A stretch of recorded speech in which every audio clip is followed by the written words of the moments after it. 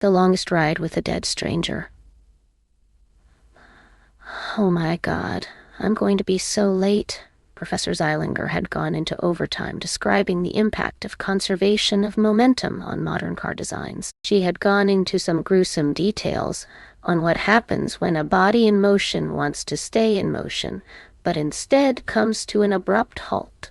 The hard skeleton stops moving, the squishy organs and blood vessels crash into the inside walls, then bounce it and rip themselves apart as they reverberate. It drove home her point about the importance of structural engineering to design cars to crumple and dissipate as much of the impulse as possible. As much as I appreciate being enlightened as to just how deadly car travel is, I'm still going to be late for my job. The last thing I need today is a write-up for being late. I already have to close, which would make it a bad enough day. But adding that to the bust of a therapy session this morning, and I just want this day to be over. Not over in the existential sense. Dr. Bynes doesn't need any more fodder. He already has concerns that my issues with stress are tied to an over-preoccupation with death. Yeah, I'm stressed. I'm in 2 weed-out engineering classes this semester, plus getting stuck with the closing shift all the time at Target. Add to that the recurring nightmares I've had ever since playing a stupid game at a sleepover at my cousin's when we were kids. Honestly, the therapist should just be happy I don't self-medicate with pot like my sister. I know it's best to address mental health issues, but I'm regretting starting up therapy again, partly because of the residual annoyance over having to rehash stupid crap from the past, partly because of the time sink, but mostly because I know I just can't deal with life right now, and legitimately need the help. A few weeks ago, some psycho killed my roommate Sherry's kittens. They were beheaded, gutted, ripped apart with their organs strewn all over the porch, and their little back halves arranged in a circle like a decoration. After that, Sherry got gone. We found her room empty, leaving myself, Maya, and Leia to cover rent on our own this month. Hopefully the new girl, Lexi, doesn't get scared away. I don't think we can scrounge enough for a second month. We don't want to lose the big 5-bedroom house. Even though Sherry had blamed the kitten's murders on the house's supposed resident, met another uncomfortable topic for Dr. Bynes. As the urban legend goes, in the 1800s, a woman who lived there had been seduced by some Dracula-like all-powerful vampire. She was turned and disappeared shortly after, taking her 2-month-old baby with her to feed to her new master. Other people say she had a baby that came out the wrong color, and 2 months later she ran off with a dark-skinned sailor. Though I always found one version to be more believable than the other, I find myself secretly hoping she really was a vampire, even after the kitten massacre. I'm hoping Lexi's unabashed love of ghost stories and the occult will influence her more than the fear of whatever lunatic is still out there, murdering the town's pets. At least Sheriff Carpenter is on the case. He seemed to be genuinely concerned about the house full of girls in their late teens and early 20s being targeted. He had assigned a deputy to check in at our house each night. A cute deputy who reminds me of Barney Fife a bit. Once I get my issues under control, I'm planning on asking him out. If my roommates don't beat me to it. I just have to get this strange anxiety under control.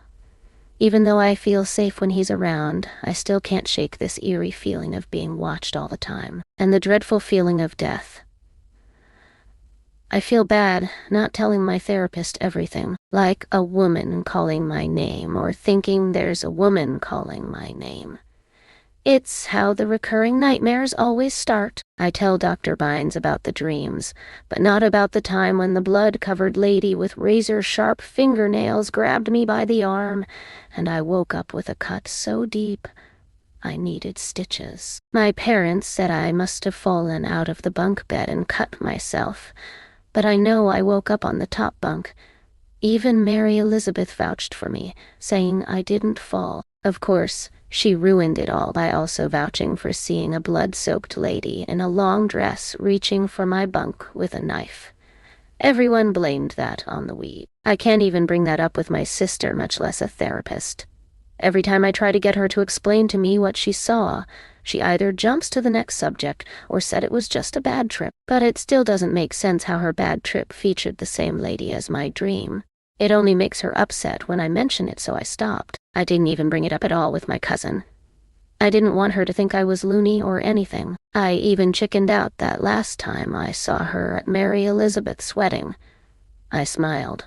We hugged, had a meaningless chat, and didn't talk about it. So have you had visions of the murdered woman's ghost? We tried to conjure that one time, but I always had a feeling. If one person might understand, it had to be her. I've got her new number from my mother. Maybe I'll talk to her later or tomorrow to see how she is doing. Okay, I've successfully zoned out for more than half my commute.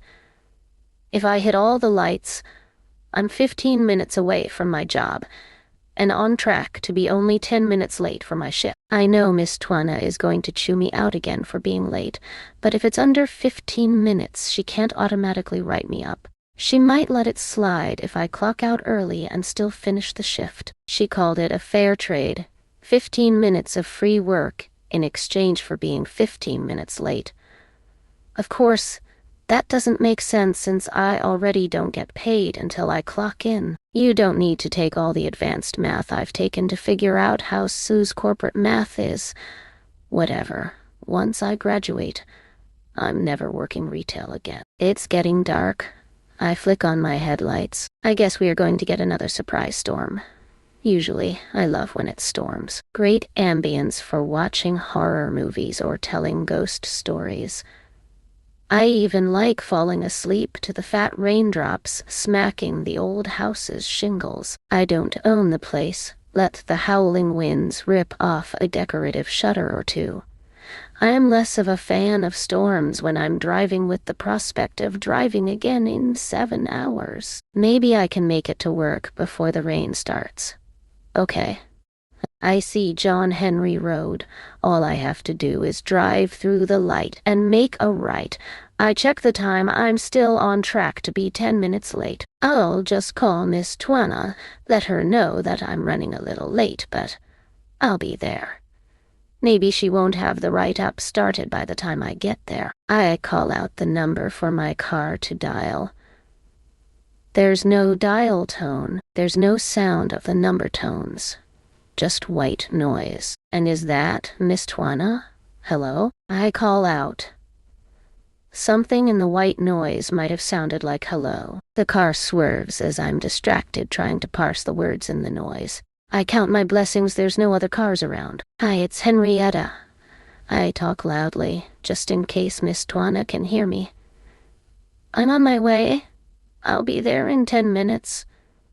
The white noise whispers something unintelligent back. I hang up. It was probably Miss Twana chewing me out for not calling earlier, but I can't shake the feeling that something is off. I check my pulse. Am I having an anxiety attack? I turn on the radio for a distraction. Given I can't settle myself with a book like I prefer to when the anxiety gets like this, music is usually the next best bet to calm me down. Damn it. All the stations are nothing but static and faint voices coming through. It must be cause of the storm. Doesn't matter. I'll be at work soon anyway. Henrietta. I jump at the loud noise. Was it the radio? Maybe Miss Twana is still on the line. I reach for the phone, but my hands are shaking so badly I drop it. It falls through my legs and lodges itself under the brake pedal. Shit. I try to keep my eyes on the road as I reach for the phone, but it somehow keeps bouncing back and forth from under the accelerator or the brake, like it's trying to make me crash. Come on, I can feel it at my fingertips. Okay, the road is empty. No intersections. I can take my eyes off the road for just a split second and grab it. I hurriedly look down, grab the phone, and just as I pop back up again, I catch a glimpse of a woman in the road right in front of me. I slam on the brakes and yank the steering wheel hard to the right to miss her. then hard to the left again to compensate and not crash the car. I turn my head so fast. To make sure I haven't hit the woman, I pull some muscle in my neck. Where is she? The car screeches to a halt, and I jump out to make sure I haven't run her over somehow. There's no one here. Where is she? When did she go? The storm has made it dark, and a fog is settling over the road. There's no sound, even though I can see tree branches shaking violently in the wind. They aren't making any noise. The fog settles around until I can't see the tree branches anymore. I can't even see my own car's headlights, and I'm barely outside the door. Hello? I call out. Silence. Deathly silence. I look around. I'm alone. Maybe I'm just seeing things. Again, it looked like a woman in a long dress. The same silhouette of the bloodied ghost from my nightmares. I'm just tired and stressed. I try to shake it off and get myself together for work. I'm definitely in for a rough night. The all-too-familiar eerie feeling of death starts in the pit of my stomach. Henrietta, a gush of wind whispers. I whirl around, turning a full 360 degrees, and seeing nothing. The silence takes over again. It's almost as soothing as it is eerie. It was just the wind. I'm seeing things and hearing things. This isn't the first time. I need to get my butt back in the car and to work. Ghost stories are fun, but they aren't real. I give more than half my income to the community college to learn about the real world, to learn how to reduce complex phenomena to their base concepts. I know what's real. But my feelings disagree. I get back in the car, determined not to let my anxiety and imagination get the best of me. It was just the same old stupid vision of the murdered woman in the long dress my cousin and I thought we summoned as kids. Where had we even gotten the idea from anyway? The whole thing was probably just subconsciously planted by one of Mary Elizabeth's bad trips. I sit behind the wheel doing my breathing exercises like my therapist taught me. I'm already late. I tell myself it doesn't matter if I'm 20 minutes or 21 minutes late. My heart rate settles and my hands stop shaking. It's time to get back on the road. I start driving again. I should probably try calling Miss Twana again. What? John Henry Road. My hands and breath start shaking as I see the street sign. The fog must be bad. It can't be. I could swear I passed it ages ago. I stop at the light, and as if to taunt me, the fog just around the street sign clears, showing the name clearly as I pass through the intersection. I must have been too deep in my own thoughts and spaced out. I just thought I'd passed it. Everything's fine, I say out loud as I take the next right. Is the subject of hallucinations expanding? Do I have to finally admit I'm crazy? Am I going to need medication? I should just call Miss Twana and tell her I can't make it today after all.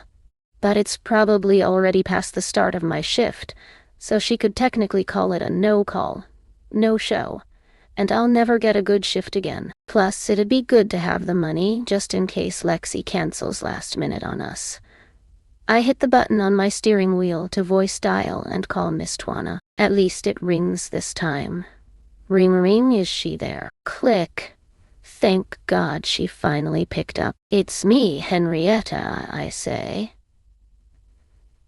Hen, a croaking whisper draws out the syllable. Yes. I nearly cry. Why is everything so freaking weird right now? It's Henrietta. I pull up to a streetlight. The fog again clears to show the name clearly. No. Hen. The creaky whisper has the hint of a laugh. It's John Henry Road. The voice gets louder. This isn't possible. I stop at the light. Eat. The laughter in the voice is more clear. This isn't happening. I whisper. Ta. The voice yells so loud I stomp on the gas and accelerate through the red light. The bright flash of the red light camera momentarily blinds me. I slam on the brakes. The phone from the raised cup holder gets thrown into the passenger seat. I hear it bounce onto the floor. What's going on? I'm both relieved and worried that there's no other cars on the road. I place my head on the steering, hoping someone will have pity on me like a bystander or the police. If this is a dream, maybe I'll wake up. The sound of white noise from the radio jostles me from my self-pity. It's just noise, but there's some familiar pattern in there. Henrietta, who are you? I look around the car, around the street. No one is here. Henrietta. There's a hint of laughter in the distorted noise. I'm going to get you. I stomp on the gas and lurch forward. I screech through the right turn. 5 years of good enough driving habits to have the lowest possible insurance premiums compel me to glance up to check the rear-view mirror. A pair of unfamiliar steely gray eyes stare through tangles of black matted hair back at me. I glance backward. The back seat is empty. I'm going to fucking kill you. The distorted words force their way out of the radio's white noise. This can't be real. Oh, it's real, you dumb sea cunt. The distortion skips like my grandma's old CD player. My eyes flick up to the rear-view mirror again. The eyes squeeze in a sadistic smile. This isn't funny. I say out loud with confidence that this isn't real. I'm going to get you, Henrietta. I turn back to see the empty back seat again. I speed up. I just need to get to work. To get to somewhere, it doesn't matter where. Somewhere where someone can tell me this is all in my head. You aren't real, I tell the eyes in the rear-view mirror as I stop at the red light at John Henry Road for the 3rd time. What in the actual fuck is going on? I ask myself. You know exactly what the actual fuck is going on. The voice cackled. Even you aren't that stupid, you dumb bitch. I don't know who you are or what you want.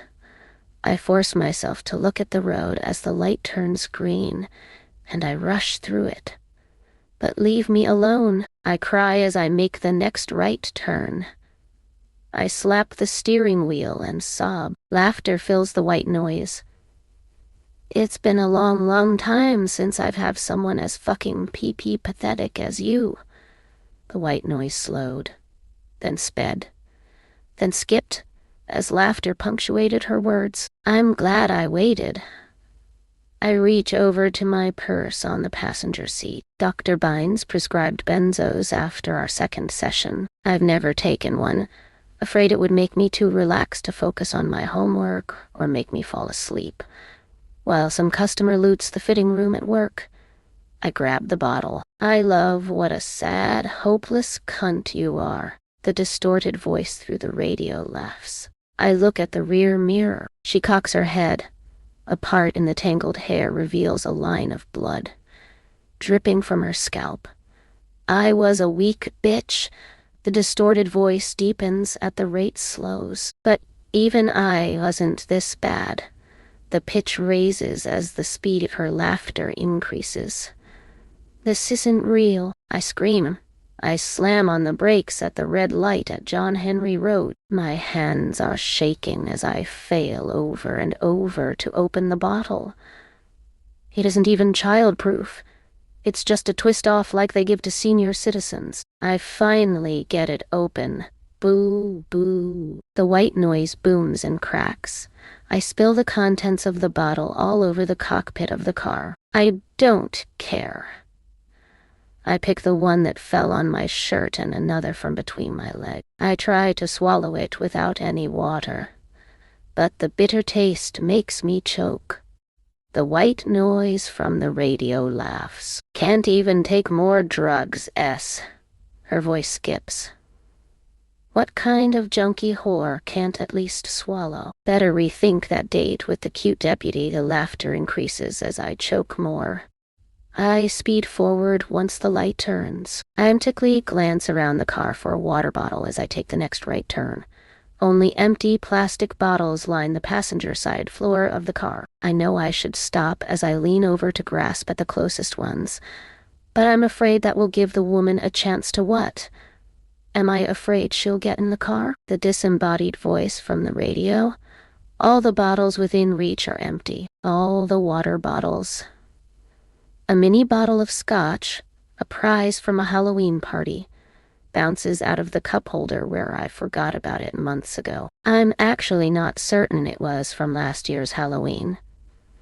The bitter taste is unbearable. I don't have a choice. I chug the mini bottle to force the pills down. The scotch burns just a little bit. Hopefully. One little bottle isn't enough to get me buzzed. Hopefully I can find some water once I get to work. The last thing I need is for Miss Twana to smell booze on me. I glance up at the rear-view mirror and see only the departing road through the back window. It's working, I tell myself. I go through another cycle of my breathing exercises. I told you it wasn't real, I say out loud. The tension from the laughing torment fades away as the darkness of the storm and fog completely envelop the road.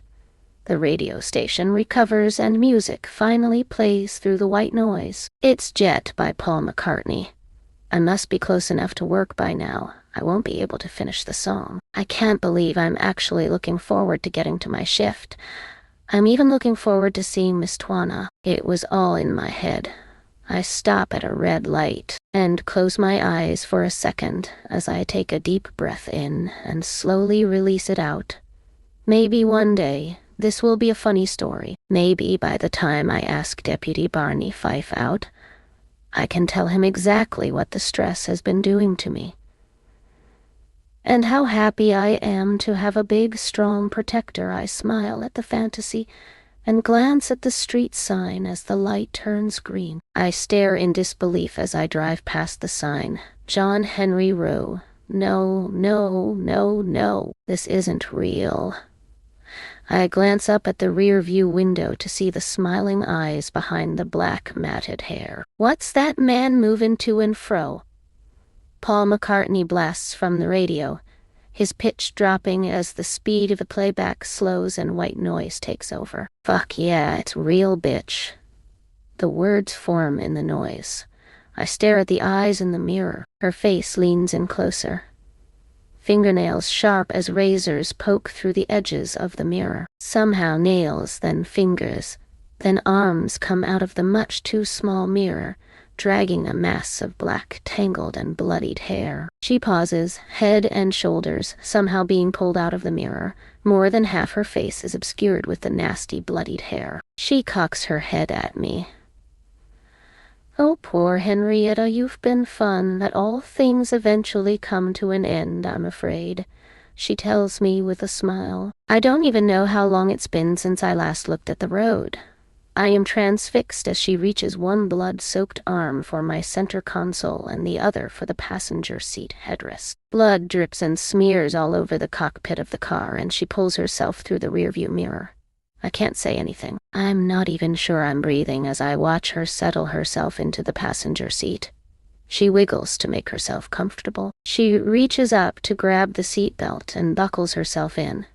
Wouldn't want you to get a ticket. She flashes a sadistic smile from behind the mats of hair. I'm paralyzed, staring at her. I can't even scream. It's the mutilated, bloodied woman of my nightmares. My sister wasn't high. If anything, she was holding back about what she saw. I snap my attention back to the road in front of me and press the gas into the floor.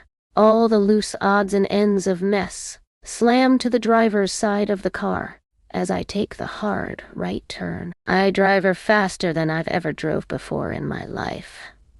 What do you think you're outrunning? The woman asks me. Her voice is no longer coming out of the radio, but it's still creaky with a touch gurgling, like she's half drowning. Why are you doing this? I demand. Seriously, she cackles as she draws out the word. I thought you were going to be one of those perfunctory, boring victims. Who are you? I demand. But trying to outrun someone who is in the fucking car with you. She smacks her lips in a performed chef's kiss. You are a special kind of dumb, even for an engineer. I speed up. You should be grateful your parents won't have to watch your dumbass flunk out of college. What do you want from me? I scream. I can feel hot tears stream down my face. Red light? I charge through the red light at John Henry Road. Who are you? I demand again. This has been more fun than I thought it would be, the woman croaked. But we both know how this is going to end. I take the next right and then take my eyes off the road finally to look at her broken and bloodied body. You know who I am, she returns my stare. She leans her head forward to look at me through the tops of her eyes. Blood drops hanging stagnant from the long, dirty, blonde, curled lashes. I am taken back to the story I heard as kid. The woman so brutally murdered, she can't hope to find peace in the afterlife. Countless kids whispered and spread her story across playgrounds and schoolyards, complete with gruesome details children had no business knowing about. Also complete with whispered instructions on how to summon her, the perfect fodder for giggling girls at sleepovers, trying to one-up each other with scary stories, just like me and my cousin. How about a proposition? The woman continued. I'll let you live a little longer. Until I get bored again. She smiles. I turn my attention back to the road. I'm still speeding like I can make it work and Miss Twana can scare her away. Call her the same way you two called me, she orders. You know, like the game you two thought I was playing. I grip the steering wheel so tight, I lose feeling in my fingertips.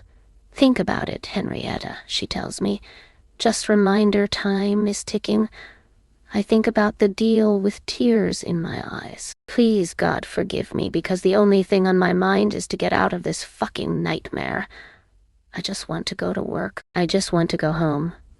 I glance over at the passenger side. She is holding my phone, waggling it with the contacts page open.